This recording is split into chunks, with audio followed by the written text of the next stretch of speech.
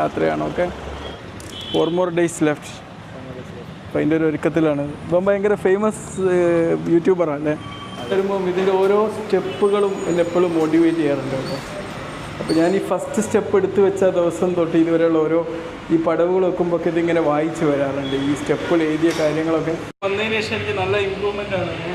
ഇത് നമ്മളൊരു മാഷാണ്, പ്രൊഫസർമാരല്ലേ. ഓക്കെ, ഏതായാലും നല്ല ഗംഭീരം.